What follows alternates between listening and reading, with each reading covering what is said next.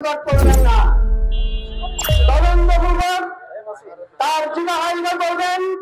আর যদি মিথ্যা কোন প্রভাবশালী ব্যক্তি অথবা যদি সেটা আপনি করতে চান, আগামী যে 48 ঘন্টা সময় দেওয়া হয়েছে, এই 48 ঘন্টা তদন্ত করে সুস্থভাবে তদন্ত করে একটি ব্যবস্থা নেবে।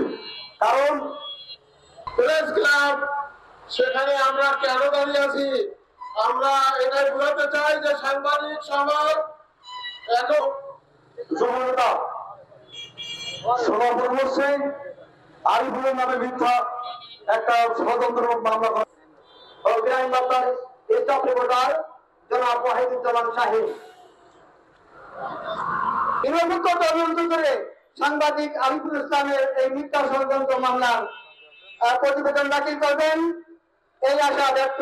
ধন্যবাদ সাংবাদিক রঘুনাথ খা দাদাকে। এই পর্যায়ে বক্তব্য নিয়ে আসছেন দৈনিক আমার বার্তা পত্রিকার সভাপতির বিরুদ্ধে একটি নিউজ করে, সেই নিউজটা সত্য, সেই সত্য নিউজ করায় তাকে অ্যারেস্ট না করে উল্টা আদালতে ওই মহিলার বিরুদ্ধে চাই। এই আরিফুল ইসলাম ফ্যাসিবাদী সরকারের সময় বস্তুনিষ্ঠ সাংবাদিকতার কারণে তাকে মামলা হামলার জেল জুলুমের শিকার হতে হয়েছে। আমরা এই পরিবর্তিত প্রেক্ষাপটেও দেখতেছি সেই আরিফুল ইসলামকে এখনো মিথ্যা মামলা হামলার শিকার বাধাগ্রস্ত হচ্ছে। সম্মানিত বন্ধুগণ, আমি বলতে চাই, কথায় আছে ঠাকুর ঘরে কেড়ে আমি কলা খাইনি।